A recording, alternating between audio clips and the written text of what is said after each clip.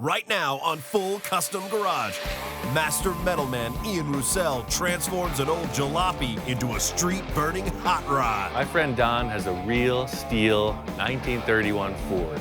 It's a 5-window coupe. That's a perfect starting point. But Ian's unorthodox approach doesn't sit well with his traditional client. There's times I sit and go, okay, Ian, what are you thinking about? Because he's picking up the strangest part to put on my car. This is like work, you know? I'm at work here trying to make a really bitchin' car, but I gotta get back to my shop. There's something I've been looking to finish, and I gotta get to it. Back at the lab, Ian attempts to resurrect a crazy creation. This car is really kind of the opposite of what Don's is. His is for the street, this is for the show. All it does is get off the trailer, show up at the club, and do its dance. And later at Don's, things start heating up. I'd say a significant event occurred in my absence.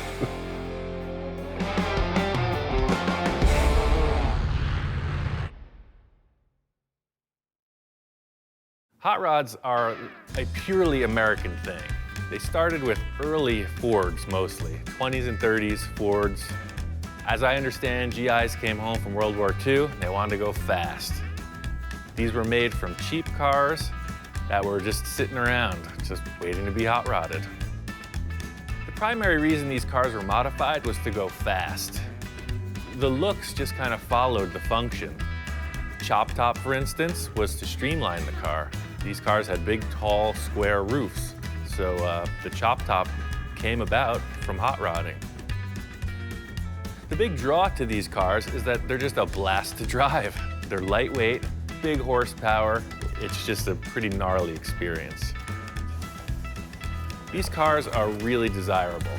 They're making fiberglass reproductions, all steel reproductions, so to find an original surviving all-metal body, that's the best starting point. Ian and I have been friends for a while. We've worked on several projects together. He gets excited coming over here to see all the projects that I have. I like things a little more simple, and Ian's way more creative. This is like ideal hot rod material. It's a little bit too far gone if you needed to restore it. All the mechanical parts are junk, but for a hot rod, this body is really good. Just as we started this project, I was injured, and I've been laid up for almost a year now. And this has been the best therapy, with Ian as motivated as he is, and me knowing I wanted to finish this project and get it going, the relationship on that worked out really good. Don's wanted to bring this car back to life for years. It's literally, I don't know, 30 years, 40 years sitting around. This car's been in the family for almost 50 years now. It needed to do something with it. It was just a cool car. I love this car. It's really old. It's not rotten. It's been through some stuff. It's an old car. Got crunched in on the side. The frame is toast, but the body is totally usable. It had been heavily damaged in an accident when it was in storage. And that kind of took the wind out of the sails on putting it back to original. And that's when we truly decided to go all out with it and build a new frame for it. I have a lot of ideas the way I want this car to come out, and Ian's creative mind, I'm sure he's got a lot more different ideas as well. So this is going to be interesting on this project. There's a show coming up. I just want to go see what's around, get some inspiration, and start this new project. The Ventura Nationals has gone through a couple different transitions. It used to be called the Primer Nationals, but the primered cars have evolved into, like, you'll see, full custom blowout. This show is happening.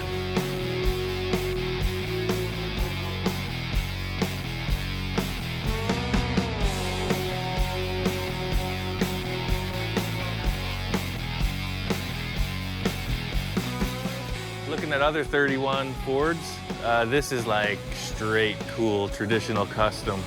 This is a lot like Don's in that it's a highboy. It's on the stock frame. It's running a Chevy V8 motor. It's just, you know, this is a really clean car. It's the way you would see it done in the 50s or 60s. And it's just a bitchin' look. The way they got the paint set up, it looks kind of old and patinaed. But this is a real hot rod. Good stuff. It's the same year. It's a 31 Ford. It's unchopped. It's a highboy. It's up on top of the frame. This one I consider even more traditional. It has the wishbones, but they haven't been split, so it sits taller. It's got a flathead V8 motor in it. It's totally legit hot rod. It's the real deal. The exhaust on this car is bitchin'. I really like it. It makes a mess, but it looks awesome. Seems like everything with hot rods has been done. I'm always trying to break new ground, but I see these traditional cars that are pretty mellow, and they're damn nice. Kinda on the fence. I know where I wanna go, but sometimes you just gotta hold back. We really started this project about a year ago. I built a whole frame for it, and we haven't done anything since. I made the whole front clip look like a stock car. That's when the debate really started. I wanted to lengthen it out about 8 inches just so we'd have more room in the cab of the car. I'm trying to build it as comfortable as I can. The problem with extending the wheelbase is it's not that Model A hot rod that you see on the lakes in the 50s. Those cars were running a stock wheelbase most of the time, and that's the look. But I was going for more of the practical look, had to make it comfortable. Don really wanted room in the footwell, so we ended up making the chassis 6 inches longer. For the rear part of the frame, I used 2x3, 1/8 wall, and I used the Model A frame as a template where I put this little jog in it. I just set that up and took the 2x6, just made a join and then plated them with a 1/4-inch plate on the outsides all the way around. We don't have a proper hot rod front axle, so I'm looking for something that looks like it.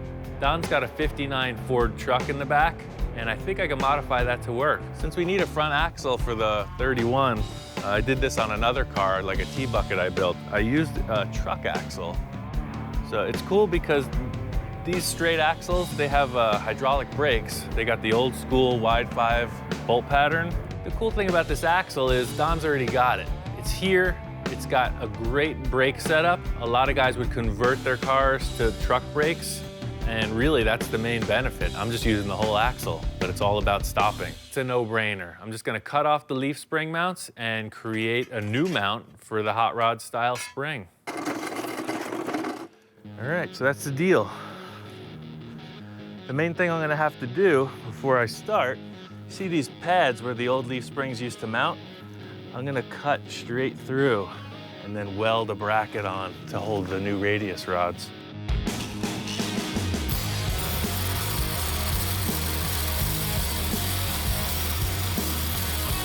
I'm cutting off the brackets that held the parallel leaf springs. That's the way the 59 truck was set up, but I want a transverse leaf spring. I'm making new mounts to hold this new style spring. It's pretty straight ahead, it's just gotta be really strong. I'm making the setup so that it holds the radius rods and the spring. So it's really just a bunch of 1/4-inch plate. It's basically just a big steel gusset structure that locates the axle. That's all. That's what I do, man. Just using what's available. Anybody can get in the catalog and pick a number, but I'm making it.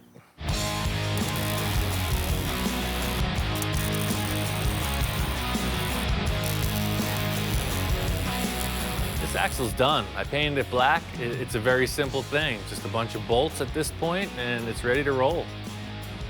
Don ordered the radius rods from the catalog. I don't have a problem with ordering from the catalog. I'm trying to make his job a little bit easier. Don had the rear end he wants to use, so I put on some brackets, hooked up the 4-link kit. Now we got a rolling chassis. Found this Chevy truck steering box, mounted it to the frame. It's gonna work great. The challenge is mating it up to the forward front axle. They're different ends on the drag link.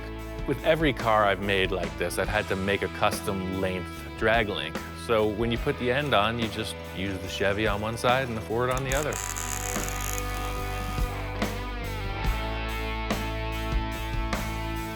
With all the stuff that I have around here, Ian really has never asked me to go buy anything for a project. I really like using stuff that's around.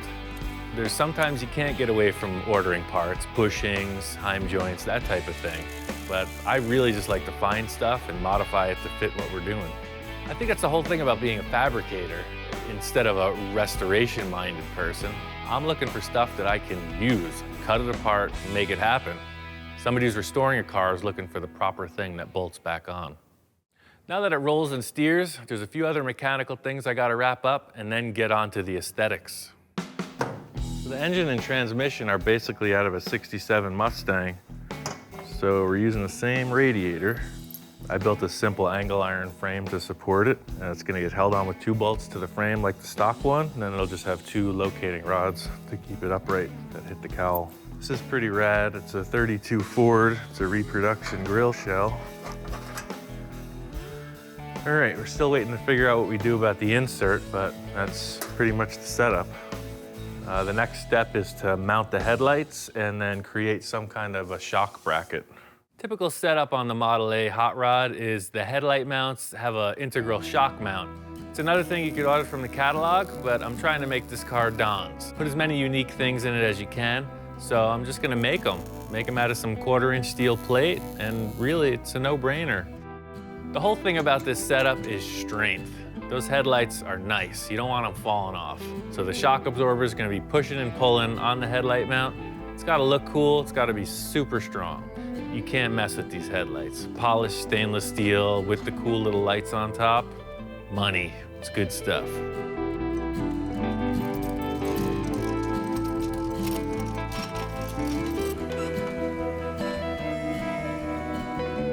This body is 80, 90, whatever years old. It's super old. We had to take it and do a bunch of work underneath. We got replacement wheel arches, a couple replacement quarters, and it's really just cut and weld. Body work, sand, sand, sand. We finally get the thing pretty dialed in. It's time to see how it looks as a roller.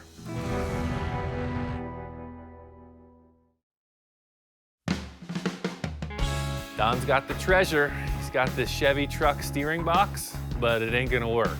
The stock truck steering box is just one long rod. It's a straight shot from the steering wheel to the box. The Model A is way smaller, so we gotta bend it a bit. Took the steering shaft, cut it a few times, put in 2 universal joints and a couple mounts. There you have it. It's a bent steering rod, and it works perfect. The whole deal is getting the steering wheel in a comfortable position to drive. The steering box is pretty far off from where it would have been in the stock location. Car's lower, so we had to modify the steering shaft. Getting the steering column together was pretty important. You can research or think about anything as much as you want, but the proof is in the test, and it works great. Once I saw the body on the chassis, all I could think was chop top, but Don's hesitant. This car is an all original, it's an all steel car. I would like to keep it looking as much like an original car as I can. That's why I'm really dragging my feet on chopping the top on this one. In the end, Don's looking for a comfortable driving car, so no chop top. I'm just trying to help Don build his car.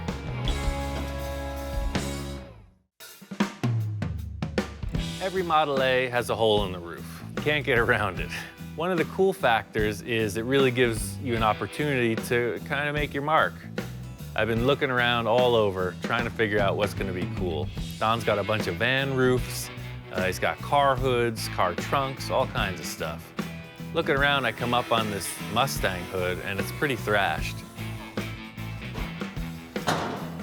This is a '69 Mustang hood. The car got wrecked.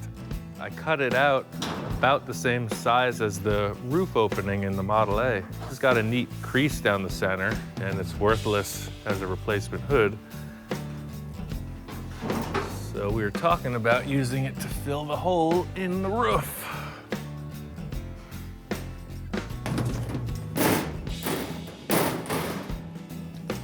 The contour fits, and it's got this cool little detail in the roof. The selling point to me was the ridge in the hood. The ridge in the hood immediately made me think of a 50s trick where they would put these little air vents in the roof of the car. So that's really what I was hoping to do. I mean, I already had this thing built in my head. I'm not really sure about the scoop Ian's talking about on the back. I'm, more leaning towards a original stock car. But as creative as Ian is, you have to step back. He's so creative. I mean, there's times I sit and go, okay, Ian, what are you thinking about? Because he's picking up the strangest part to pick up and put on my car. It amazes me that you never know where he's gonna go with something. So I'll probably mellow out these two side ridges a little bit, and they'll just have a center peak right through the hood. It's like I can finally get creative on a very conservative build, which is like my release valve. Finally, I can do something inspiring. The whole deal with this roof insert is the car can buckle. This is a pretty structural point, so I'm having to clean out all the old crud. The whole deal is just grinding all the edges, getting it super clean so we can mate the sheet metal up, and it's a good, strong weld. Because if this car goes in a driveway or something, gets some torsional twist, the roof is gonna pop up. It's really important that this is strong, so we're setting it up so it's really strong. This is a huge sheet metal panel, and I don't want to warp it. There's a million ways to jig it up, but I found that tech screws, just screwing it down every few inches, works perfect. So that's the plan. Just screw it down. We'll come back and fill up the holes later with weld. Pretty much it. We'll just weld this on. It's going to take a long time to make all the tack welds. It's about 16 linear feet of welding, so stand by. It's all screwed together and there's no warps or kinks, so it's gonna be a slow welding process, round and round for hours. It takes so long to spot weld a big panel like this. I mean, your thoughts can go anywhere, but mostly for me, it's like the sound of a long, empty hallway with a slight breeze coming through it. It's just nothing. You can't think too much when you're doing this or you go crazy. It takes a long time. The satisfaction comes in the end result, because a lot of guys will want to work through it too fast, and I know what happens. I've been there. So really, I've trained myself to just slow down time. Just take your time and do it right. It's not that hard to weld this on correctly. The whole deal is not heating it up. And if you do heat it up, you got to know how to recover from it. And that's really where the hammer welding comes in. Each time the weld cools down, it shrinks a bit. So nothing's perfect. Some spot welds will be hotter than others. So if you find that it's starting to oil can on you, it gets out of shape, you gotta hammer it back before you do the next weld. It's really just keeping the metal under control. It's just a slow process. You gotta do it right.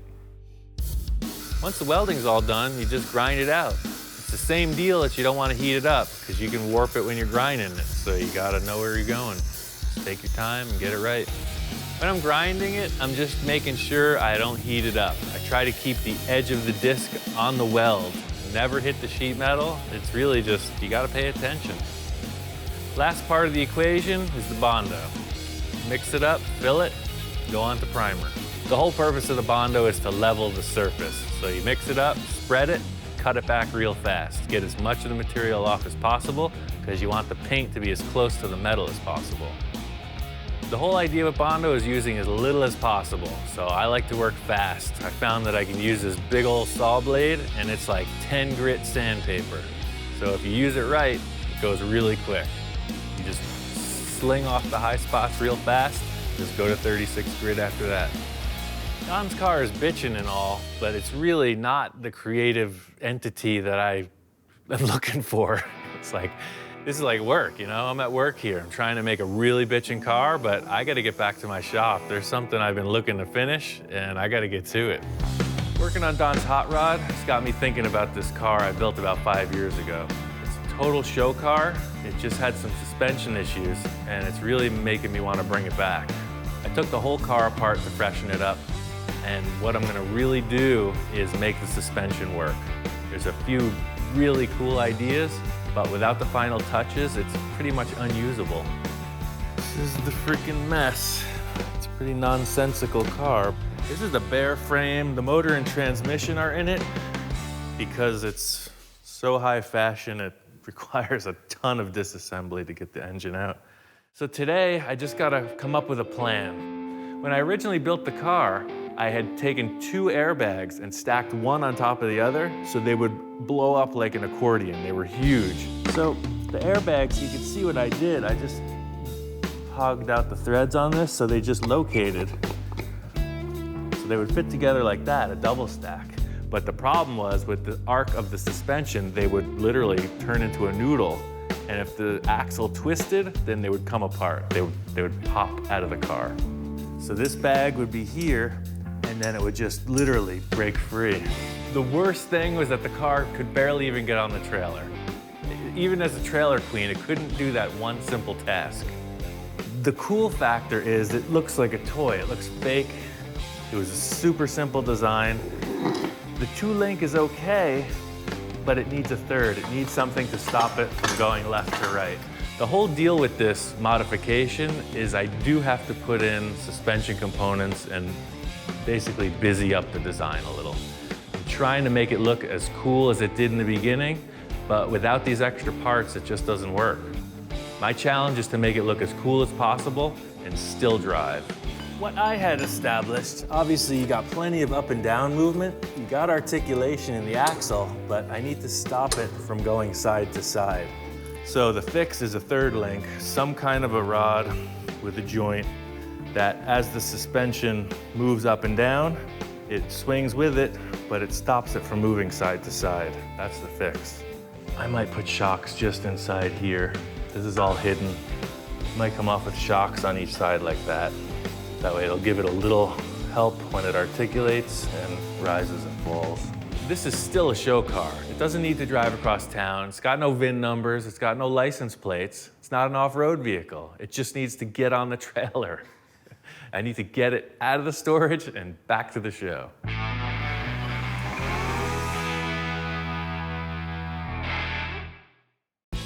Goal today is to get this thing to have shocks and a 3rd link in the suspension. I was able to get a couple shocks, Volkswagen front shocks from an early, 60s Bug.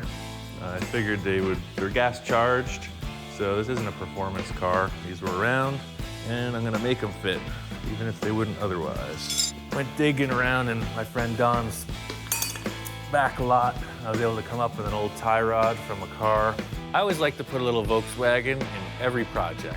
I'm using VW front shocks, and I found this tie rod at Don's. I'm gonna make into a 3rd link for the suspension. I just cut one end off. I have to cut it to length, but I think this will work perfect for the cross link. I'll have to come up with a couple mounts and mount this crossways in here so that as the suspension travels up and down, it won't go side to side. The first step today is to create an upper shock mount. I'm really trying to make this thing look like it belongs on the car and not an afterthought. So it's got to be strong and it's got to look as cool as the rest of the vehicle. I've really been tossing around a few ideas on how to build this thing. What I really know is that I don't want to grind on the frame. I don't want to disturb the paintwork that's there. So I'm trying to come up with a creative idea that'll bolt on. What this needs to do for functionality is locate the upper bushing on the shocks. I got a whole bunch of this, it looks like 1x3 or so rectangular tube. So if that sits on here, then once the shock is collapsed, it comes out to just about the right measurement. So if I set that up like that with a bolt going through, that should work perfect. They're gas charged, they gotta be really secure. It's got to be a strong part and it's got to look cool. I'm trying to make this thing look like it belongs on the car, and I've got drilled holes all over the thing. Some are dimpled, some are all the way through, so probably going to come up with some kind of a thing that matches parts of the suspension. I just cut an 11-inch piece of that 1x3 rectangular stock, drilled a bunch of holes. It took a while. I left the ends without holes because I'm going to put 2 small pieces of tube so I can put a bolt through it. I used a TIG welder to fit the bushings on the end of this rectangular bar. I did that primarily so it's a really neat weld, simple, minimal. There's no finish work, it just looks cool. The whole concept with this from the beginning was to make it look like it wouldn't work. So I'm still trying to keep all these functioning parts kind of minimalistic standpoint. When you look at the car, I don't want you to see a bunch of accessories bolted on. I'm trying to keep it low key. All right. So that worked out good.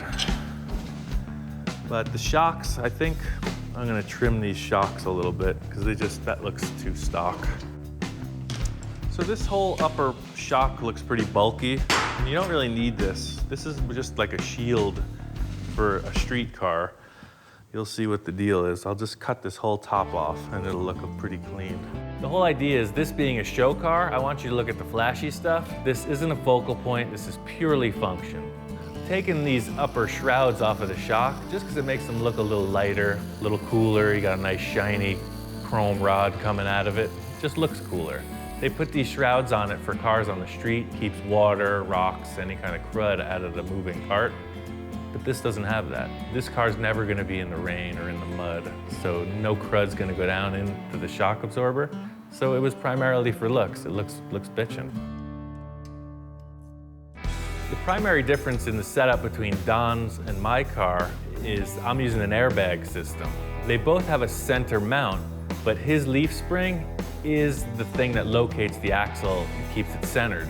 My design for the airbag doesn't have anything to keep the axle centered, so I need to put this third link in.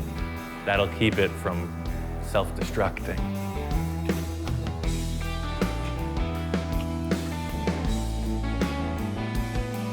The whole idea with this being on airbags is it's got to function. It's got to move up and down pretty quickly. It's got to look cool and be strong.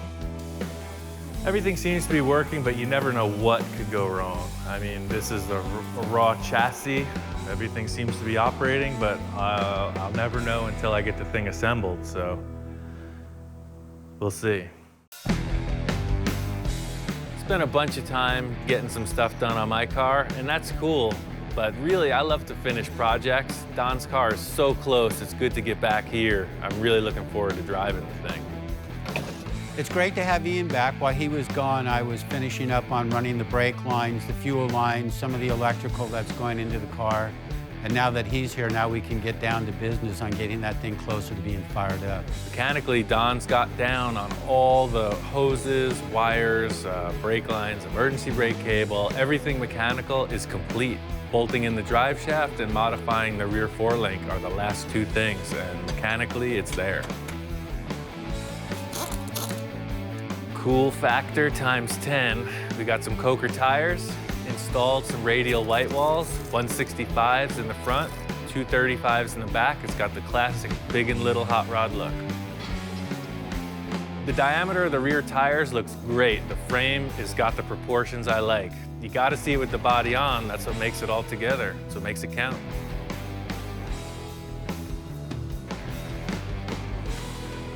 Well, the body's in good position. I gotta see what this thing looks like. Been waiting a long time. A lot of effort's gone into getting this far, so let's see what it looks like in the sunlight.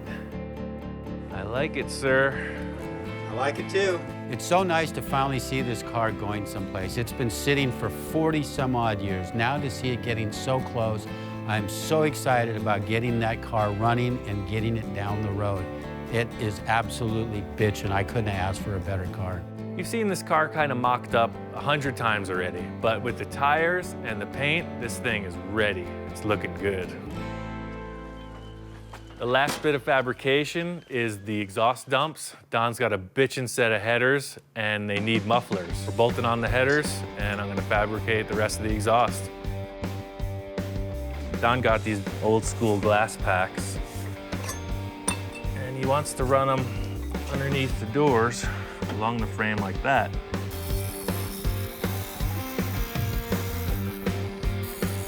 Took a whole bunch of cut and welds, but it actually gave it a better shape in the end. I trimmed it back until it has this like flowing rearward, kind of a mellow curvature. It looks good. That's pretty much the layout. I'm gonna take it off and finish weld it, sand it up nice. Don's gonna paint the whole assembly black. So the last bit is just to put a gasket on here. I'm not gonna put it together finally until we're really done, but this is the gist of it. So you got it and it's shut off. It flows out through the mufflers. So it's a 2.5 outlet to a 2-inch end pipe and muffler. But if he goes out to the salt flats or just wants to annoy his neighbors, he can open it up. It'd be like a marching band coming down the street. Without mufflers, this car will be pretty rowdy. You know, everybody would know who's coming through town. Don's looking to be a little more discreet. He's a little more mature than I am. And we're ready to install this. An aftermarket air cleaner that looks just fantastic. Usually wiring a car for me is kind of tedious, but I'm gonna try out this wiring harness kit. It looks like it's all there. It's painless, so they say. And all the wires are labeled. Pretty slick. Cool factor number 2, we got a wiring kit from Painless. It's a big hassle to come up and build your own wiring harness from a bare fuse block. So we got this kit and it has everything. The crazy thing about wiring harnesses is there's always a million wires. And this one is color coded. Each wire is labeled. It's like a tiny little silk screen machine. I don't know how they do it. Every wire tells you what it goes to. So although it looks like a crazy bundle, they're all telling you what to do with them. It's really a time saver. And it's pro, you know it works. They got a great reputation. We're there. All we gotta do is button up a few things, start it, and run it. We're in the closing stages of this car. Don's project is just wrapping up. Today's the day we start it. It's all assembled, pretty much just up to the accessories and then the start. Today's the day. It's all coming together. We're finally gonna fire this thing up and put it on the road. I am so excited about this. Gotta put the taillights on, the deck lid, gotta put the seat in, and the steering column. Pretty minor nuts and bolts. The only thing left to figure out is this third brake light. When Ian was gone, I went ahead and I got some LED lights. In my absence, the hood scoop, this great styling element, has become a third brake light. Very interesting. I like the practicality of the safety part of it because the car sits fairly low, that I think that's gonna work out really good. He wired some wires up through the body, and he put these LEDs inside. In the end, it's all about craftsmanship. You know, that is a very custom third brake light. Our plan is to take an old taillight from a car and just cut that shape out. We talked about it. Don wanted a third brake light, and I said, there's no way you're putting one in the back window. So hiding it in the hood scoop was a better choice. The first step was to cut out the shape from the whole lens. We only need a small piece of red plastic, basically.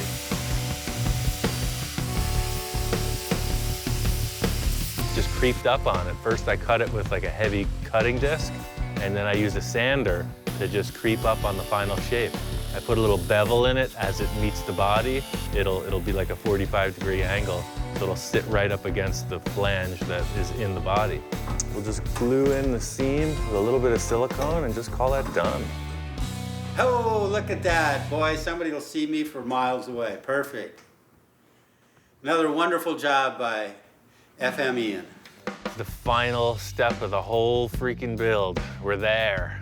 Don's gonna set up some tool to raise the oil pressure. The motor's been sitting for years, so Don needs to bring up the oil pressure and then rotate the engine a few times and get everything lubricated. I'm pretty stoked. Don turned the key and the thing popped right off. It fired right away.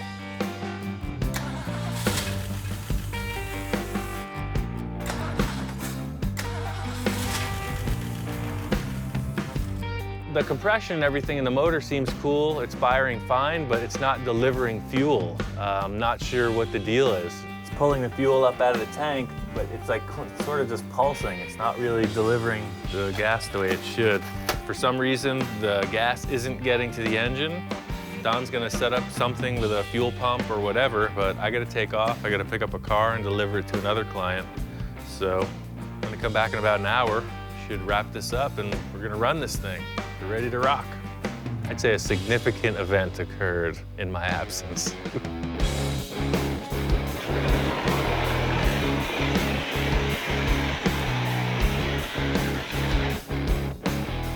This fire could have got out of control. Apparently there was too much fuel pressure and the whole engine seems to have caught on fire. Let's get outside.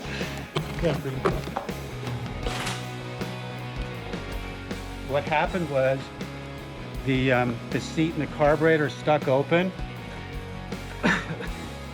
So it was pushing all the fuel out of the carburetor, and I think there was a spark when I went to pull off the wire, And I think that's what ignited it. It takes a lot to get me excited. I'm a pretty mellow dude. So, you know, seeing a car that was freshly incinerated, it's pretty exciting. I can't say I was really disappointed because it's exciting, you know? I'm into that kind of stuff. It's a bummer, the car's filthy now, but pretty cool. Not everybody catches their brand new car on fire. It's not going to run tonight. It will run, it will make it to the show. It's just going to take cleanup time now. Yeah, well, nothing's burnt, it's just dirty. No, it's very minor damage. Well, apparently getting gas isn't the problem now. It seems to get plenty of fuel. So I think we solved that problem. I guess all we gotta do is wash it up and run it.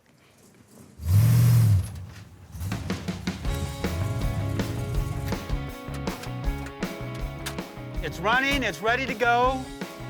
We're going to the show. Well, I had to clean up the mess after the fire, and that was a little challenging, but we got all the powder off of the car. Have not fixed one burnt wire yet, but that'll get fixed later on. And adjusted the timing on it, and it's good to go. I'm really happy with the way this whole build went because the car is easy to get in and out of. It's a nice car to drive. It handles well, it corners well, it stops well, and the wife can get in and out of it well. I'm just so tickled. I mean, I couldn't have asked for anything more, or a person that Ian's caliber to help me with my own personal project. Working with Ian, he has taught me that you can make things absolutely bitchin' with the simplest tools, the simple material, that you can take something and make the most awesome stuff with it. That I have learned from him. I really appreciate that.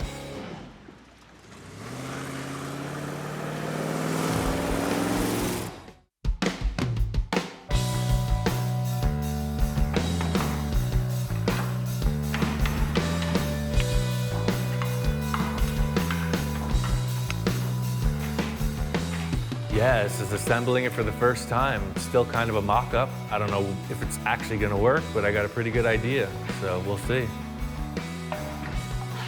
This car is really kind of the opposite of what Don's is.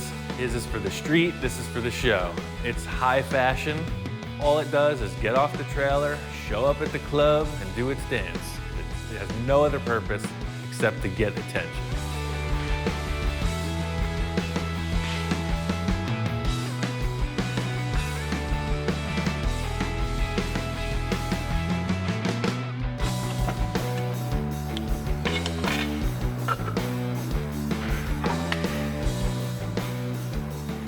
The hardest part about this is that this is a finished, pristine show car. It's not like a mock-up. So I'm really trying to be careful. I want to assemble it, polish it, and show it.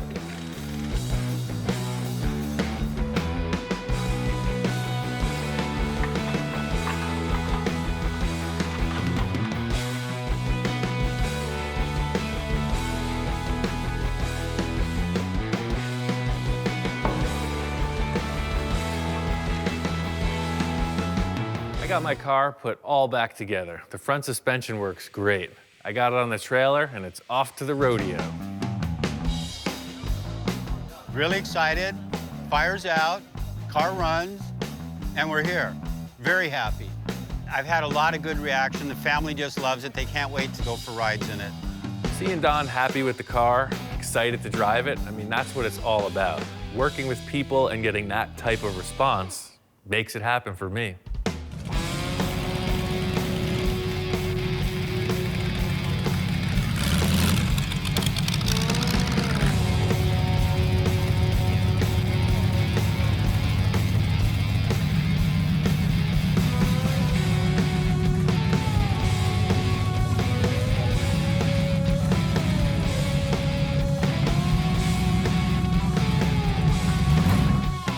How you doing, man? I guess what kind of engine? Like Pontiac, Oldsmobile? Oldsmobile. Okay. 48, yeah. How does it go? It drives like a jalopy. It's like It's got some poop? It's like an angry little go-kart. Yeah? Yeah. Is that like about a 38 bone body? It's a Chevy. Oh, it's a Chevy? Yeah, it's a 31 Chevy. I'll be See darned. all the extra lines in the body? Yeah. Well, what was it, a two-door sedan or It was a four-door. Oh, and you shortened it up? Everything, yeah. Yeah, I shortened it a little. Made it The whole channel, 9 yards. chopped it, Channeled it, sectioned it, and painted the mother pink. Well, what a car. I've never seen nothing like that in my life. I've been around for 77 years. Right on. That's cool.